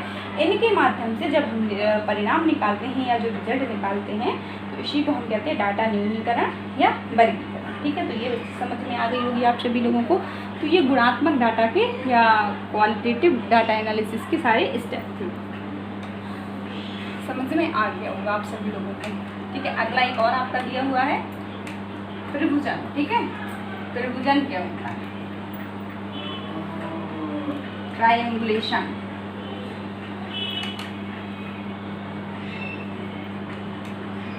त्रिभुजन, ठीक है। ट्रायंगुलेशन को जिसको बोलते हैं, तो त्रिभुजन क्या होता है? तो ये त्रिभुजन जो है गुणात्मक डाटा का ही, ठीक है, गुणात्मक डाटा का ही, ठीक है, गुणात्मक डाटा का ही सुधरा हुआ रूप है। किस तरीके से, कैसे है? त्रिभुजन क्या होता है? इसको हम हिंदी में त्रिकोणासन भी कहते हैं, त्रिकोणासन भी कहते हैं। तो एक जो गुणात्मक डाटा एनालिसिस होता है, जो गुणात्मक डेटा होता है, इसके बारे में एक ये राय बनी रहती है, ये आलोचना की जाती है। सभी लोग ये कहते हैं कि जो गुणात्मक डाटा होता है वो व्यक्तिपरक तकनीकों के माध्यम से इकट्ठा किया जाता है, इसलिए वो ज़्यादा विश्वसनीय नहीं होता। मेरे अकॉर्डिंग मैंने देख लिया किसी पत्र पत्रिका में जो चीज़ें पढ़ ली उसी को हम मान लेते हैं, सच मान लेते हैं, ठीक है। तो इसलिए ये ज़्यादा वैलिड नहीं होता है, ये ज़्यादा विश्वसनीय नहीं होता है, ठीक है। तो ये त्रिभुजन, त्रिकोणासन या ट्रायंगुलेशन जो है, इसकी जो विधि है या अवधारणा है, इसमें जो कहा जाता है कि कभी भी जो भी हम डेटा इकट्ठा करते हैं, जो भी हम जानकारी इकट्ठा करते हैं, वो किस तरीके से करते हैं? एक से अधिक तरीके से करते हैं, एक ही माध्यम से नहीं करते हैं। मान लीजिए वही डेटा हमने प्रश्नावली के माध्यम से भी किया, उसी डेटा के लिए हमने इंटरव्यू भी लिया और उसी के लिए मान लीजिए हम कहीं खुद जाके ऑब्जर्वेशन किया,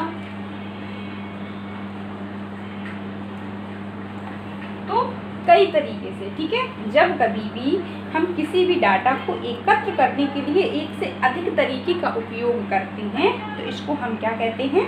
इसको हम त्रिभुजन या त्रिकोणासन कहते हैं, ठीक है। समझ में आया? जब कभी भी हम डेटा को इकट्ठा करने के लिए एक या एक से अधिक तरीके का उपयोग करते हैं तो इसी को हम क्या कहते हैं? त्रिभुजन या त्रिकोणासन कहते हैं या ट्रायंगुलेशन कहते हैं, ठीक है।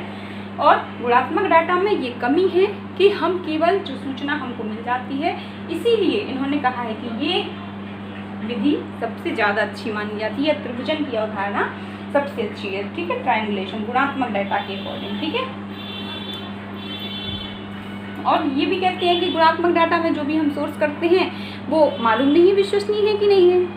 तो इसको, क्योंकि रॉ डाटा जिसको बोलते हैं, आपको बता चुके हैं रॉ डाटा क्या होता है, ठीक है। तो जो रिजल्ट निकल कर आता है वो हमारा रॉ डाटा से ही निकल कर आता है, इसलिए वो ज़्यादा सही नहीं होता है, ठीक है। तो इसी कमी को, जो गुणात्मक डाटा की इसी कमी को दूर करने के लिए त्रिभुजन की अवधारणा को सामने लाया गया कि यहाँ पर हम क्या करते हैं?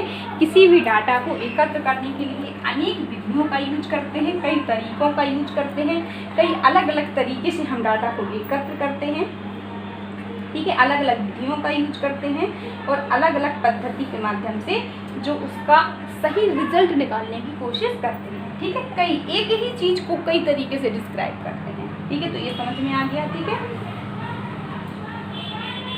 इसमें कह सकते हैं कि डाटा त्रिभुजन जो है ये समय, जगह और एक व्यक्ति के अनुसार अलग अलग हो सकता है, ठीक है। ये एक व्यक्ति अलग अलग तरीके से इनको कर सकता है, अलग अलग विधियों का यूज कर सकता है, अलग अलग तरीके से इसकी व्याख्या कर सकता है। तो क्या होगा, जब एक ही चीज़ के लिए कई व्यक्ति रिसर्च करेंगे और कई चीज़ों के एक ही चीज़ को, मान लीजिए एक ही टेस्ट एक ही है, जब कई व्यक्ति उस टेस्ट को अलग अलग तरीके से लेंगे तो वो ज़्यादा विश्वसनीय होगा कि नहीं होगा। और यदि केवल मैं ही टेस्ट कर लूँ और कह दूँ हाँ ये टेस्ट सही है, तो वो उतना वैलिड नहीं होगा, उतनी विश्वसनीयता उसकी नहीं होगी, ठीक है। तो सभी लोगों को समझ में हो गया होगा। और यहाँ पर रिसर्च क्या होते हैं? कई होते हैं, जो रिसर्चर होते हैं, जो शोधकर्ता होते हैं, कई शोधकर्ता होते हैं, कई तकनीकी होती है, तकनीकी का यूज, कई विधियों का यूज, के माध्यम से हम क्या करते हैं, सही जानकारी देने की कोशिश करते हैं, या सही रिसर्च, जिससे हमारा जो रिजल्ट हो बिल्कुल कैसा हो, शुद्ध निकल कर आए। तो ठीक है, इसी को हम क्या कहते हैं, ट्रायंगुलेशन भी कहते हैं। ठीक है,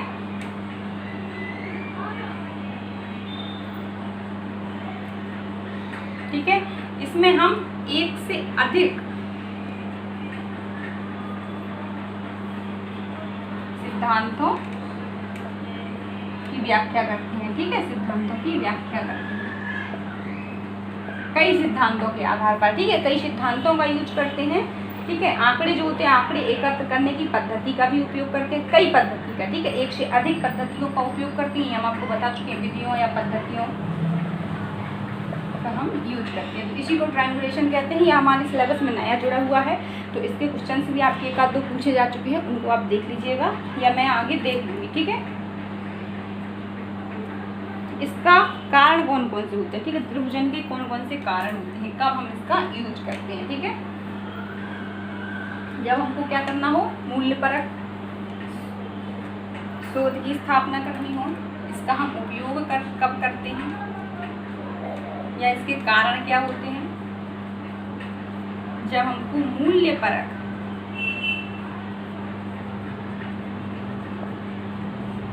शोध की स्थापना करनी हो, क्या करनी हो, जब हमको मूल्यपरक शोध की स्थापना करनी हो कि जो हमारा शोध है जो कैसा होना चाहिए, बिल्कुल से शुद्ध होना चाहिए, बिल्कुल से सही होना चाहिए। ठीक है, और यहाँ पर हमारी यदि एक परिकल्पना अस्वीकार भी हो जाती है तो फिर हम दूसरी परिकल्पना बना लेते हैं। ठीक है, एक परिकल्पना अस्वीकार हो तो दूसरी परिकल्पना बना लें। ये नहीं है कि मतलब फिर हम दोबारा से रिसर्च नहीं करेंगे, उस पर हम फिर से करेंगे, अस्वीकार हो जाएगी, हम दूसरी परिकल्पना बना के फिर से हम उसमें रिसर्च करेंगे। ठीक है, यदि वो कल्पना क्या हो गई, स्वीकार हो गई। ठीक है, यदि हमारी परिकल्पना क्या हो गई, स्वीकार हो गई, तो फिर हम उसको दूसरे तरीके से प्रस्तुति करने की कोशिश करेंगे, दूसरे तरीके से उसको स्वीकार करने की कोशिश करेंगे। मतलब एक ही काम को कई तरीके से करना क्या है, त्रिभुजन की अवधारणा है। ठीक है, यहाँ पर क्या हुआ कि परिकल्पना अस्वीकार हो गई तो हमने दूसरी परिकल्पना बना ली, लेकिन यहाँ पर क्या हुई, परिकल्पना हमारी स्वीकार हो गई, लेकिन फिर भी हम उसको दूसरे तरीके से डिस्क्राइब करेंगे, दूसरे तरीके से उसकी प्रस्तुति करेंगे। ये क्या होगी, ये इसी को हम क्या कहते हैं, ट्रायंगुलेशन कहते हैं। ठीक है, और यहाँ पर जो भी हमारे पास सूचनाएं एकत्रित हो रही हैं, जो भी हमारे पास डाटा एकत्रित हो रहे हैं, ठीक है, ठीक है, एक स्रोत के माध्यम से जो भी सूचना मिल रही है, ठीक है, एक स्रोत से प्राप्त सूचना का प्रयोग हम दूसरी परिस्थिति में किस तरीके से करते हैं, तो ये हमारा ट्रायंगुलेशन होता है। तो ये हमारा टॉपिक पूरा पार्ट सी पूरा खत्म हो गया है। इसके कल की वीडियो में हम क्वेश्चंस देख लेंगे, जो भी इससे क्वेश्चंस आए हुए हैं आपके पिछले प्रीवियस ईयर के पेपर में, उनकी बात करें।